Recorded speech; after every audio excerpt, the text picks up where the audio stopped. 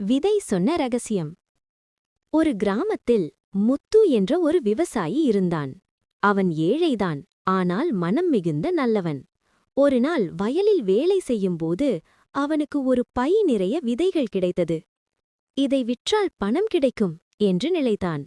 அடுத்த நொடி அவன் மனம் சொன்னது, விதை விற்கும் பொருளில்லை, அது எதிர்காலம். முத்து அந்த விதைகளையெல்லாம் வயலிலே விதைத்தான்.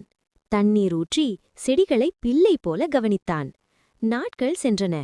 சூரியன், மழை சென்றது. அந்த விதைகள் வளர்ந்து மிக அழகான பயிர்களாக மாறின. அறுவடை நேரத்தில் முத்துவின் வயல் பசுமை கடலாக மாறியது.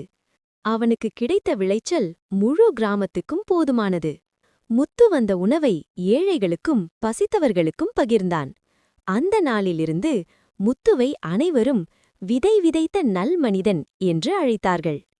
கதை சொல்லும் கருத்து: நல்ல எண்ணத்துடன் செய்த செயல் பலருக்கும் நல்ல எதிர்காலத்தை தரும்.